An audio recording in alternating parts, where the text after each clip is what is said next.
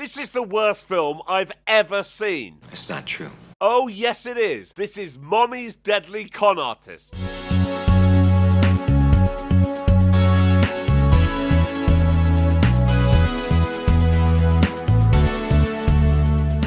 I'm Jay Harangue and I've wasted hours of my life watching terrible films. You should subscribe. It opens with this woman, Denise, who's hired this guy, Ross, to find some information about a couple of people. We then see Ross sneaking into this house. I know what you and your son are doing here, lady. So Ross is dead. 1 year later, we meet Stephanie and Landon on the most sickening date ever. They're at this restaurant. Well, they're not. It's probably at someone's house, but it's cut with stock footage of an actual restaurant. You're amazing. You must be getting a little sick of me telling you that. I am already. I love you, Steph. There.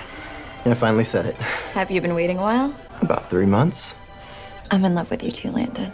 Yeah? Yeah. Oh, and here's Denise, spying on the date. Steph tells Landon it's time he met her mum. He's like, oh yeah, good. You can bring her to the house and you can meet my dad and sister. Steph's like, oh, but your family's really rich and mine's absolute trash. None of that's important. Yes, it is, but it's happening anyway. Stephanie starts feeling a bit lightheaded, so they leave, giving Denise a chance to steal her empty wine glass. Landon drops Steph home and there's some more sickening love chat. But when Steph gets inside... You startled me. How'd it go? Excellent. So the next day, Steph and her mum arrive at Landon's family home in Beverly Hills. They've actually arrived at a producer's house, but it's cut with stock footage of this actual house. I need this to go right. I'm gonna make sure that man in there is yours. Bridget the maid lets them in, and they're pretty impressed with the house. Incredible. Oh yeah, there's some guy in a hood watching through the window, but more on that later. Now it's time for the introductions, and the dialogue here is something to behold. And now I see why Stephanie's such a knockout. What? Apple tree. So nice to meet you, Miss Barton. Name's Christine. Thank you for hosting us today. I should be thanking you. Oh, it gets worse. It's time to meet Landon's dad, George. Quick, George, make sure the audience knows you have asthma. Brilliant. Welcome to my home. And this is Stephanie. Hello, Mr. Rudolph. Please call me George. So, do you live nearby? Sorry to say I'm wildly priced out of this neighborhood. Don't be sorry about that. All right. When they go out to look at the backyard, the hooded guy is creeping into the house. Surely the point of wearing a black hood is that you're hard to see at night. Why is he doing this in broad daylight? Don't know, but that's what's happening. Anyway, he gets into the house and looks at some jewelry. On the terrace, there's another introduction happening. Hi. This is my kid sister, Alice. Just a few years younger, and he still calls me a kid.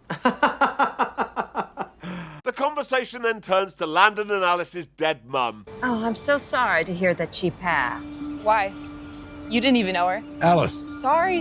I must be hungry or something. Yeah, must be that. As they make their way into the dining room, the hooded man leaves the house with nothing. Christine asks Landon if she can use the bathroom, but she doesn't need a shit. She wants to get her hands on George's MacBook Pro. Oh, sorry, it's not a MacBook Pro, it's another brand. Or has someone just put a sticker over the Apple logo? Yes. Ma'am? What are you doing in here? I was using the ladies' room, and I remembered that I had an important email to check up on. That is an incredible story. Bridget's like, nah, sorry, that's bollocks. I'm telling George. Can we just keep this between the two of us? We can keep this between us. What? That's absurd. Worst housekeeper ever. Yep. Back in the dining room, Landon wants a photo of everyone together. Christine's like, no, I don't like having my photo taken. Why's that? Self-conscious, I guess. You look beautiful. Come over here and stand next to your daughter. Got it. Landon starts boring everyone with the story of how he and Steph met, when Christine interrupts. Excuse me, honey, are you okay? You look a little pale. I am feeling a little bit off. Same thing happened last night at dinner. Thanks, Landon. You piece of shit. Christine then asks why the family doesn't have a dog. Well, Dad's asthmatic. I mean, you've seen him with his inhaler. Yes, we definitely have. But just in case we hadn't, thanks for reminding us. Here I was thinking it was just me you were losing your breath over. Yeah. Cut to Denise, who stood outside stock footage manor making a phone call. Detective Jenkins? She's like, hi, did you run the fingerprints on that wine glass I sent you? He's like, no crime has been committed. She's like, yeah, but this woman is pretending to be someone she's not. So he agrees to send the wine glass to the lab. Good. Back at stock footage apartments where Stephanie lives, Christine thinks she knows why Stephanie hasn't been feeling well. Are you late? What do you mean? Landon's not the sharpest tool in the shed. I felt the same way 33 years ago. Still nothing? You don't think that I'm Pregnant? I'd bet the house on it. And it's finally clicked. Are you serious? I might be a father? Yes. Stephanie and Christine go downstairs to fake a pregnancy test while Landon shits himself. And you really think he's just gonna believe this piece of plastic? Yes, he's a total moron. But just in case, Christine has booked a doctor's appointment. When Landon tells George and Alice about this, Alice suggests Stephanie could have faked the test. That's ridiculous. Is it? Not really. Son, you've always been a little gullible. Yeah, I can believe that. See what the doctor says. Then we'll go from there. So the next day, they go to the doctor. Dr. McCarthy, so nothing to do with the Stalked by My Doctor movies, confirms that Stephanie is pregnant. So Christine takes Landon aside and tells him the right thing to do is to marry Stephanie. And Landon agrees. When they get back to stock footage manor, Stephanie has a question for George. What do you really think about all this? I will do the grandpa thing very well. I think that you're awesome. Alice is still suspicious and doesn't want to see Landon get hurt. But Landon's like, look, I trust Stephanie and her mother too. But oh no, the hooded guy is back and peering through the windows while George runs an idea past Christine. It might be a good idea if Stephanie moved in here with us. And you too. Why? No idea, but that's what's happening. That night, George is watching business news when Christine comes in to talk to him. George gets a text from Landon saying, popping the big question tonight, would you and Christine like to join us? Cut to the stock footage bar where Landon and Stephanie are. Regular viewers of this channel will recognise the barman as the old guy from loads of porn films. What a revolting development. I shall spare you the sickening details of the proposal, but it's crap. She says yes, and George and Christine turn up. When they get back to stock footage manor, Christine and George kiss. The next morning at breakfast, George is telling Landon how proud he is of him. And why is that? No idea, but he is. So, Christine's a real sweetheart, huh? Excuse me? That's right, Landon has decided he wants his dad to shag his fiance's mum, and George isn't ruling it out. When Christine gets up, she asks George to give her the tour of the whole house. So that's happening. How adorable would it be if they got together too? Not very. This is shit. Like some terrible sitcom you can't turn off. A bit like that, yes. This is my favorite room in the whole house. I've never seen anything like it. Really? I suppose it is the nicest of the 3 rooms the producers allowed them to film in. True. George then tells Christine that he knocked one out over her last night. You're a bit of a dirty bird. When George goes outside, Christine goes up to his room and starts stealing his inhalers. Hello. Oh, Bridget. Bridget's like, right, that's twice I've caught you going through George's stuff. I'm telling him. Let's go tell him together. Fine. Wait. I just have one last thing to say. What? Have a nice trip, bitch. So Bridget's dead. I don't see how. That was a pretty high-risk maneuver, considering she slapped her at the top of one flight of stairs, but whatever, that's what's happened, and she's dead. Nobody in the house heard any of that, even though they were clearly only in the next room. When the detective arrives at the scene, she tells them that accidents like this happen all the time. I see. If you're wondering, no, there's no need to contact Bridget's family. Good.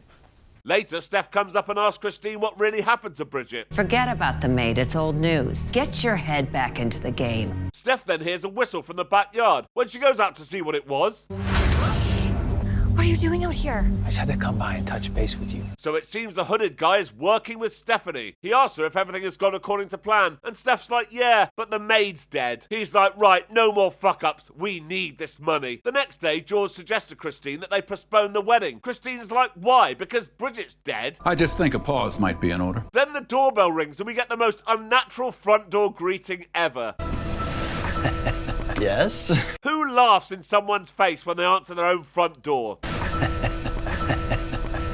Yes? Anyway, it's the hooded guy. He says he's Stephanie's cousin James and that he's come to surprise her. James, I'm George Rudolph. I know who you are. You are George Rudolph. Yeah, he literally just told you his name before you repeated it back. George Rudolph. I know who you are. You are George Rudolph. This is shit. When they get upstairs, Christine pulls a gun on James and asks what he's really doing there, and he says he wants in on this score. It turns out that James was Christine's former partner, and she screwed him over, so he's used Stephanie to track her down. But he and Stephanie are pretending not to know each other, so he's gone with the "I saw the engagement photo online" story. Oh, I see. I suppose that's pretty believable if James reads every single daily newspaper in the country. Christine's like, okay, you're in. Just keep pretending to be Steph's cousin. Then we see Christine using a gun to crush tablets. Later, they're all having drinks downstairs. And when Christine takes Alice off for a chat, Landon is still trying to get George to bang Christine. Odd. Very odd. While James is drugging the family's drinks, Landon and Alice are out cold, so Christine helps George to bed. George is short of breath and needs his inhaler, but they're all empty. Is that empty, George? Oh, here. Oh, no, George, that one's empty, too. Oh, try this one. Might have a little more juice. Come on. Bitch. Aw. Christine shouts out for help but knows the kids are asleep, so she's confident that George won't be around to postpone the wedding. The next day at the stock footage cafe, Denise sees an article about George on her phone and suspects foul play. Back at stock footage manor, we find out that George is still alive but in a coma. Christine explains to Steph and James that she had to get rid of George because he was going to postpone the wedding and they're running out of time. She then manages to convince Landon to get married to Stephanie immediately because when George comes out of his coma, he'll be happy that they're already married. And you really think this is what he'd want? Absolutely. Great, so that's settled. Alice thinks this sounds suspicious, so she confronts Christine. But Christine spins her the same bullshit story she told Landon, and now she's on board too. So that's it, they're getting married. Denise is back outside stock footage manor when she gets a call from Detective Jenkins. He tells her he got the prints back from the wine glass and that she needs to go and see Dr. McCarthy. What's your problem today? Stephanie Barton, she was in here recently. I remember Stephanie. How can you, when her real name is Samantha Geller?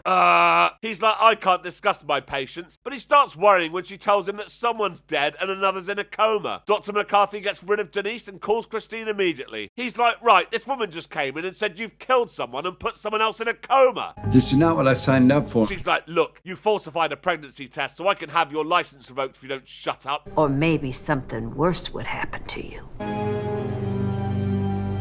Man. Oh, dear. Christine asks Steph how long it'll take before she has access to Landon's bank accounts, and she says she should have it tomorrow. Then we finish this thing tonight.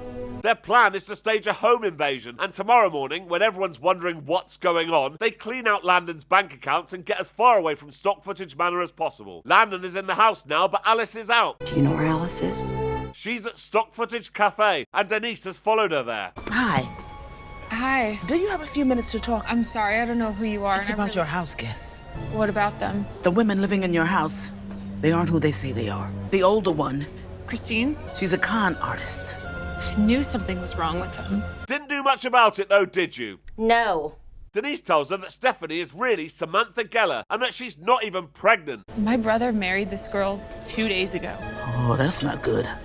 Well, what am I supposed to do now? Denise says, I don't know.